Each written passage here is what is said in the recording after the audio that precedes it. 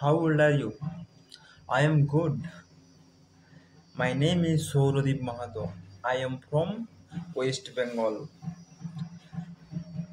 My last qualification is I completed my graduation from Vidyasagar University.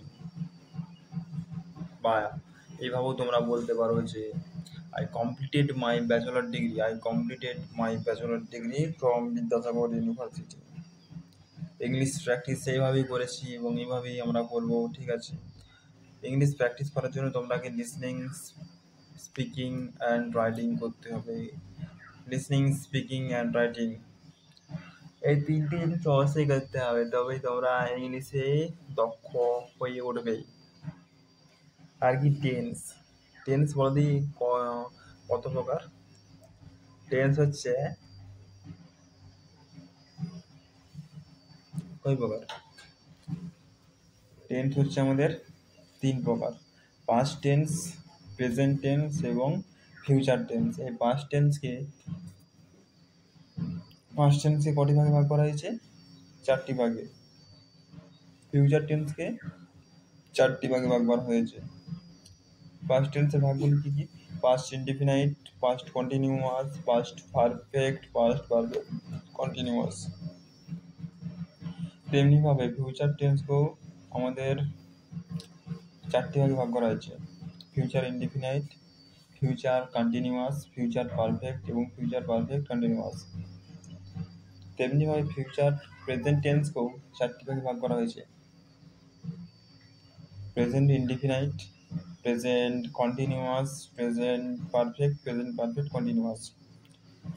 তো English বলার জন্য তোমরাকে এই টেন্সের কিছু রুলস, ঠিক আছে, স্ট্রাকচার, এগুলো তোমাকে মনে রাখতে হবে।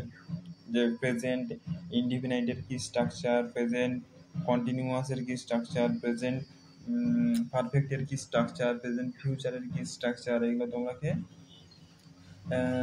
Present perfect continuous, present perfect continuous এর স্ট্রাকচার কীরকম, এগুলো তোমাকে একটু ভালোভাবে জেনে নিতে হবে।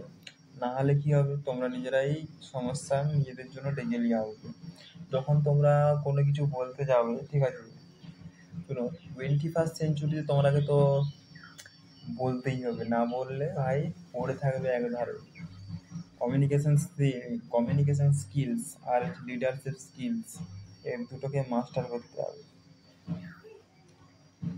কমিউনিকেশন স্কিল বলতে তোমার যোগাযোগ ব্যবস্থা, তোমার কথায় কতজন কতটা কাজ হচ্ছে আর কি, ঠিক আছে, তুমি কি কি আয়োজন করতে পারছো। ধরো একটা বিয়ে বাড়ির দায়িত্ব তোমাকে দেওয়া হলো, বিয়ে বাড়িতে তোমার কোথায় কি লাগবে, কোথায় কি খরচা হবে এবং কত মানুষ খাবে, তোমার একটা টোটালি তোমাকে একটা হিসাব রাখতে হবে যে আমার কত কি খরচা হতে পারে, এবং পুরাটাই তোমাকে হিসাবে রাখতে হবে, না হলে পুরোটাই গন্ডগোল হয়ে যাবে।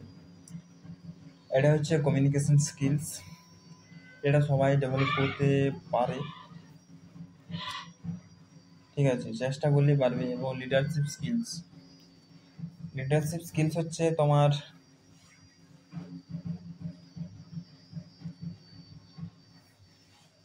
লিডারশিপ স্কিল হচ্ছে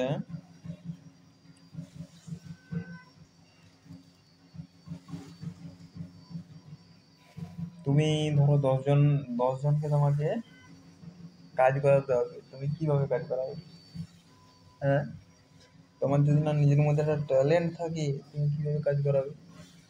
নিজের মধ্যে একটা ট্যালেন্ট রাখতে হবে, ঠিক আছে, যে আমি 10জন মানুষকে খাটাবো, ঠিক আছে, কাজ করাবো, সেটা আমি যেটা বলবো, আমি টিম, ঠিক আছে, আমি ওনার, আমি যেটা বলবো যেমন ও সেটা করেই, ঠিক আছে।